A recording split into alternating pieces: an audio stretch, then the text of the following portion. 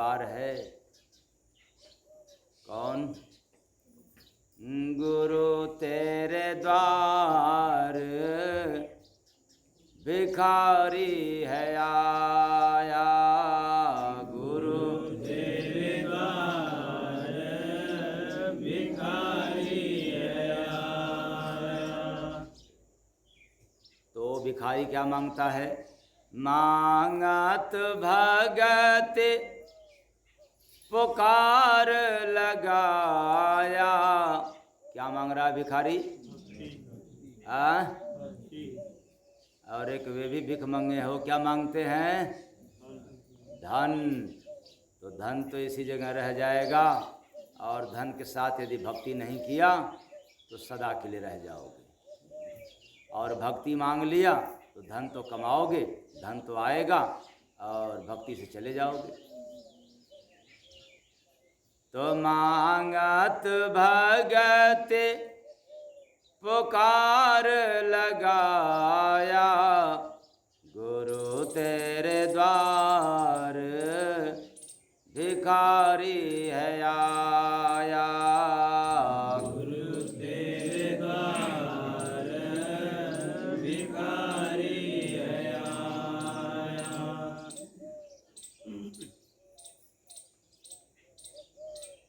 तो एक पत्नी अपने पति से कहती है कि इस बार फिर खाली हाथ वापस लौट आए।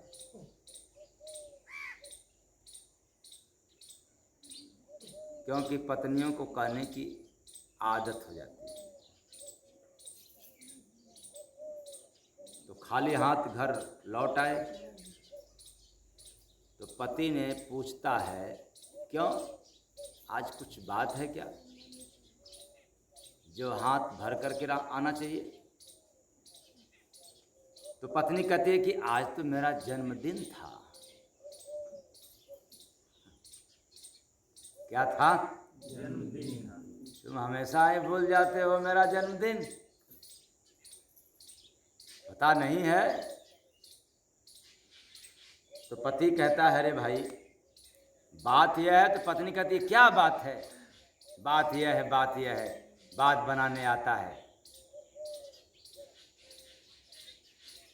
तो पति कहता है कि तुम्हें देखकर तो लगता ही नहीं कि तुम बड़ी हो रही हो।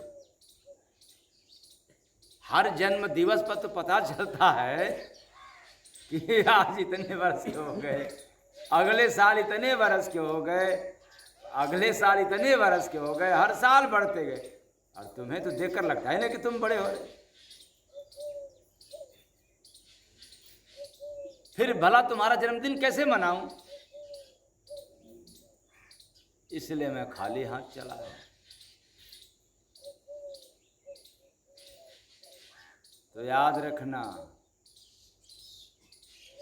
ऐसे ही हम लोग संसार में आकर के क्षणिक सुख के लिए पैसे की याद करते हैं, लेकिन उस समय की दशा भूल जाते हैं जब दुनिया की समस्त संपदा को छोड़ करके जाना पड़ता है, खाली हाथ जाना पड़ता है। तो हाथ तो खाली जाता है, लेकिन जीव कभी खाली नहीं जाता।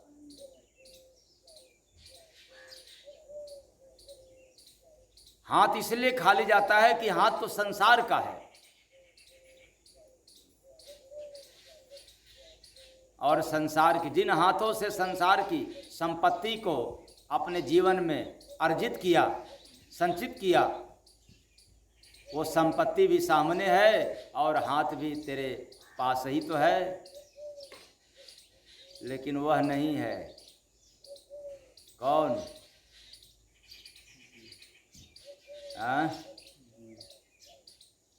उड़ जाए सुगवा हो दुनिया से एक दिन, उड़ जाए सुगवा हो दुनिया से एक दिन। वो चला गया सुग्गा, इस पिंजर से निकल गया। यह जीव किसी न किसी दिन सब धरा का धरा रह गया। ऐसा हम लोग देखते हैं, सुनते हैं, पर जानते नहीं। न जाने कितनी बार देखा, न जाने कितने लोगों के मुख से सुना, पर जान नहीं पाया। और जिसने जान गया वो व्यवहार में ला दिया। जिसने जान गया उसको वैराग हो गया। जिसको बोध हो गया वो पाप से मुक्त हो गया।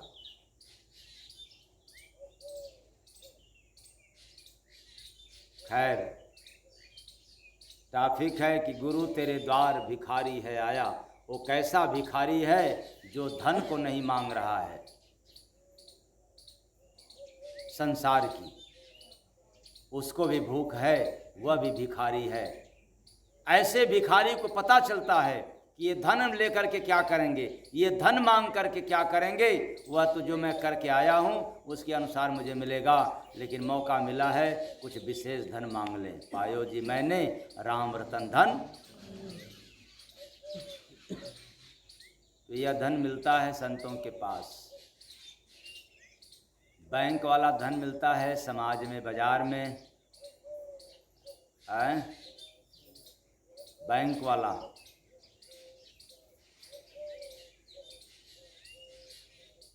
अर्थात देह के लिए,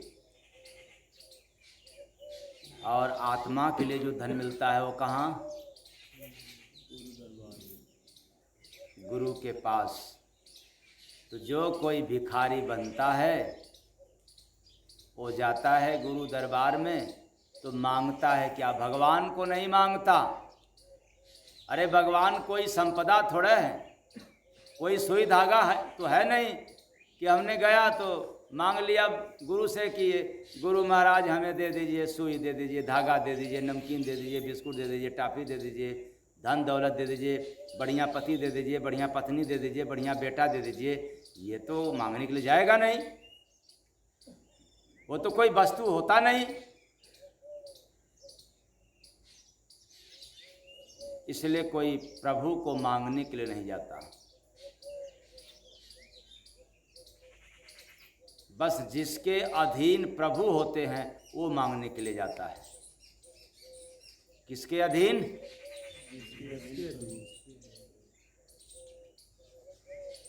तो भक्ति के अधीन, भक्ति के बस में प्रभु हो जाते हैं, इसलिए वो मांगने के लिए जाता है, न कि भगवान को मांगने के लिए जाता।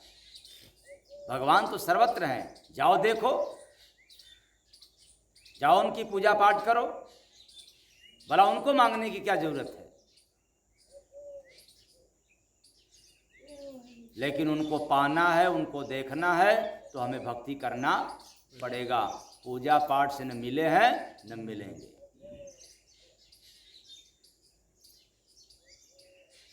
वरना किसी कवि ने यह भी बता दिया होता, पूजा के बस में है भगवान, पूजा के। क्या बात है, गलत है क्या भजन? ये भजन गलत है? अच्छा, जानकार हो क्या आप लोग? तीरथ के बस में है भगवान, तीरथ के। अरे क्या बात है? अच्छा, हवन यज्ञ के बस में है बड़ी भ्रांति फैली हुई है भगवान को पाने के लिए। नाना उपाय करते हैं हम लोग, और यहाँ प्रमाण मिलता है कि भगवान तो केवल भक्तों के ही बस में होते हैं, जो भक्ति करता है। और वो भक्ति देने वाला कौन होता है? गुरु। भगत के बस में है भगवान, भगत के बस में है भगवान, भगत के बस में है भगवान। अच्छा चलो, मान गया ब्रह्मा विष्णु महेश दुर्गा के पुजारी, पुजारी के बस में है भगवान, पुजारी के। ये भी लाइन गड़बड़ा क्या? पुजारी भगत नहीं हो सकता, पुजारी होगा। भगत तो कोई बिरला होता है जिसको संत महात्माओं ने दे दिया खुश होकर के। ऐसा प्रमाण वेद पुराण में मिलता है। रामचरितमानस में गोस्वामी दास जी ने स्पष्ट शब्दों में लिखा है कि भक्ति तात अनुपम सुख मिला और मिल ही जे संत होई अनुकूला। जिससे कोई संत महात्मा खुश हो जाते हैं उनको भक्ति दे देते हैं। और भक्ति के नाम पर हम सोचते हैं कि जो भी काम कर रहे हैं सब भक्ति ही है। ये तो संतों की संपत्ति है भक्ति। ये धन उनके पास है। हम जब तक उनके पास जाएंगे नहीं तब तक वो मिलेगा नहीं, और जब तक वह धन मिला नहीं, भक्ति मिला नहीं, तब तक प्रभु से मुलाकात नहीं हो पाया। कुछ भी कर लो, कितना भी पूजा पाठ कर लो, अब आप वेद को न मानो, पुराण को न मानो, इतिहास को न मानो, तो बाप दादा को भी न मानो जो चले गए, फिर क्यों पितर को मानते हो? क्यों बुलाते हो पितर पक्ष के दिन? जो वेद पुराण में लिखा है उसी के अनुसार हम शादी विवाह पूजा पाठ सब करते हैं। और उसी वेद पुराण में लिखा है कि भगवान को कैसे पाया जाता है, उसको कौन मानेगा? वही लोग नहीं मानते हैं जो न सत्संग सुनते हैं न संतों के पास जाते हैं, और वो अपने मन की बात बोलते हैं। मन गढ़ंत मतानुसार निगुरा लोग कहते हैं।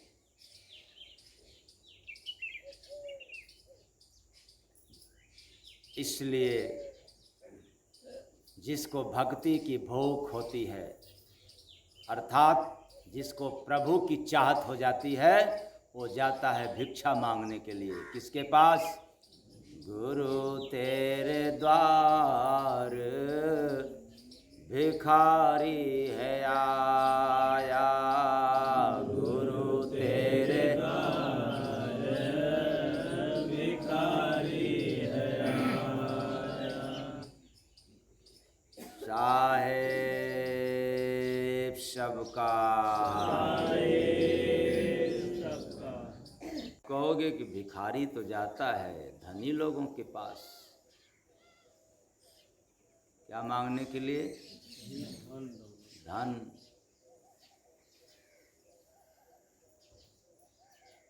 तो धन के भिखारी तो धनी के पास जाएंगे।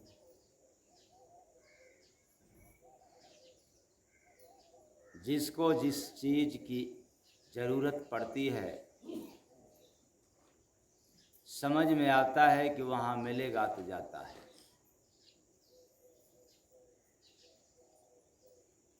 हम लोग समझेंगे कि भिखारी क्या ज़रूरत है साधु महात्माओं के पास जाने की, गुरु के पास जाने से क्या मिलेगा? गुरु के पास जाएगा तो ज्ञान मिलेगा, धन तो मिलेगा नहीं।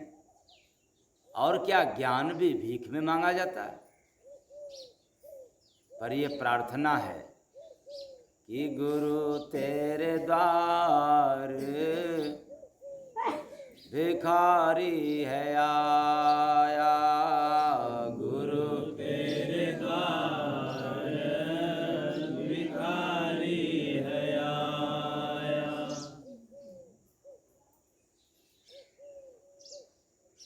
अब तो हम गुरु के द्वार पे गया हूँ भीख मांगने के लिए, और वो कैसी भीख? गुरु क्या देने वाला होता है ज्ञान के सिवा? हम क्यों मांगे उससे भीख? इससे अच्छा है कि हम मंदिर चले जाएं, मस्जिद चले जाएं, तीर्थों में चले जाएं, मांग ले। ना भी मांगे तो कोई बात नहीं, वेद है पुराण है, पढ़ ले। लेकिन एक भिखारी यह भी कहता है कि मैं तो तेरे द्वार पे आया हूँ मांगने। एक तरफ भगवान कण-कण में समाया हुआ है, कण-कण में प्रभु का वास है,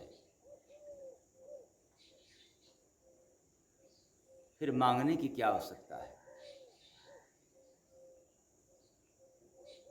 तो याद करना, बाजार में पैसे बहुत है, फिर कमाने की क्या जरूरत है?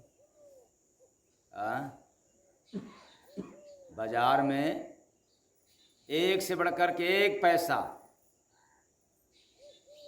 सिक्का से स्टार्ट करो, रुपए तक जाओ, और रुपए में आज भी 1 रुपया चल रहा है। 2 का भी नोट है, 5 का भी है, बाकी 10 की तो सभी लोग जानते हैं, आप लोग जानकारी हैं। 10, 20, 50। लेकिन एक बात है, 1, 2 का, 5 का, 10 का, 20 का निकल गया, 9 का नहीं निकला, 8 रुपये का नहीं निकला।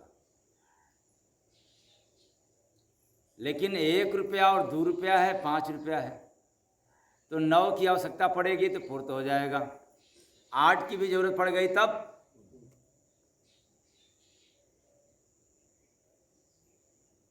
और आप लोग पूरा करने में माहिर भी हो, ये मुझे सिखाने की ज़रूरत नहीं है। लेकिन बाजार में पैसे अधिक हैं, फिर भी हम कमाते हैं। इसलिए कमाते हैं कि वो पैसा मेरा नहीं है, वो समाज का है, किसी और का है। अपना तो वही होगा जो हम कमाएंगे। ऐसे ही प्रभु कण कण में विद्यमान है, लेकिन वो तेरे किस काम का? जब तुमने श्रद्धा पूर्वक, भाव पूर्वक अपना ही नहीं समझा, बनाया ही नहीं, तो कण कण में वास रह करके क्या करेगा? तो प्रभु सर्वत्र है, सर्वव्यापी है, व्यापक है, लेकिन गुप्त है। वैसे जैसे बाजार में पैसे अधिक हैं, लेकिन आपके नज़रों नहीं, गुप्त है। जितना आपके पास आता है उसी को आप देख पाते हैं।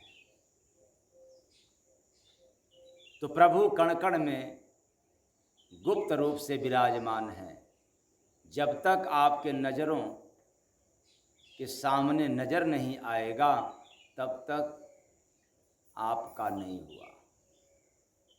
ऐसे जैसे सभी लोग कहते हैं, आप भी कह दोगे कि हाँ, भगवान कण कण में विराजमान है। तो कमाई करना पड़ेगा प्रभु को पाने के लिए। कौन सा कमाई? धन की कमाई नहीं, नाम धन की कमाई, नाम रतन की कमाई। ये तो करना पड़ेगा। कैसे करोगे? इसी के लिए जाना पड़ता है भिखारी बन करके। जैसे धन कमाने के लिए आप नाना उपाय करते हो, ऐसे ही नाम रतन को कमाने के लिए भी उपाय करना पड़ेगा। तो हम सब भिखारी हैं। बड़े बड़े राजा महाराजा भी भिखारी हैं। ऐसे लोग भी सुबह से लेकर के शाम तक भीख मांगते हैं। अगर ऐसा न होता दुनिया में, तो किसी कवि ने बनाया था कि दाता एक राम, भिखारी सारी दुनिया, भिखारी सारी दुनिया। दुनिया का राष्ट्रपति भी भिखारी है। क्यों? और सुविधा मिलेगा तो कोई बात नहीं है, कम नहीं है, आने दो। और भी धन मिलेगा तो कोई बात नहीं है, आने दो। भला पैसे किसी को काटता है? उसके पास मुंह तो है नहीं कि वो काटे, मना भी नहीं कर सकता। तो कितना भी धन आ जाए फिर भी संतोष नहीं है। इसलिए हम धन के पीछे सुबह से लेकर के शाम तक झूठ, कपाट, बेईमानी, दलाली, मुर्दाली सब करते हैं। तो कितने लोगों को भ्रम होगा कि इसका मतलब कि रुपया न कमाया जाए। कमाओ, रुपया कमाने से कौन रोकता है? न वेद रोकता है, न पुराण, न कुरान। न कोई साधु महात्मा फकीर, एक भी व्यक्ति नहीं रोकता, बल्कि रोकता है तेरा परिवार। तेरे ही लोग रोकते हैं, तेरे ही समाज के लोग तुझे बाधक बन जाते हैं। ये फलाने तो बहुत पैसा कमा रहा, ऐसा उपाय करो कि क्या हो जाए, वो अरुझ जाए, फंस जाए, ताकि घमंड न होने पाए। पैसा ज़्यादा हो जाएगा तो क्या होने लग जाएगा, घमंड हो जाएगा। तेरा ही समाज तुझे रोकता है। वेद पुराण धर्म नहीं रोकता, साधु महात्मा नहीं रोकते, बल्कि वे कहते हैं कि रुपया कमाना, लेकिन रुपया के साथ पाप मत कमाना। रुपया के संग पाप कमाओगे तब गर्त में जाओगे, नरक में जाओगे, और रुपया के संग पुण्य कमाते रहोगे तो स्वर्गवासी हो जाओगे। तो रुपया के साथ पुण्य कमाना है तो धन भी कमाते रहना और हरि भजन भी करते रहना। रुपया भी कमा रहे हो और पुण्य भी कमा रहे हो। रुपया कमाओगे तो पाप तो आएगा, क्योंकि रुपया कमाओगे तो भिखारी बनोगे, राजा होने के बाद भिखारी बनोगे।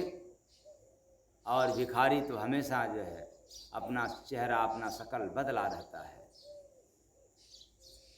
और हमेशा मांगता है, मांगने की आदत पड़ जाती है।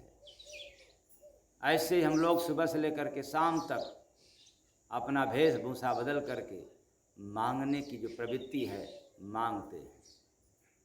आज 1000 मिल गया तो कल कौन सा उपाय करें कि 2000 मिल जाए, और 2000 मिल गया तो फिर 10,000 मिल जाए, फिर 20,000 मिल जाए। ऐसे ही बढ़ता चला जाए, लेकिन हवस कभी बंद नहीं हुआ, कभी संतुष्टि नहीं हुआ। हम मांगते गए, लेकिन एक दरबार ऐसा है जहाँ जाने के बाद यदि हम मांग लेते हैं और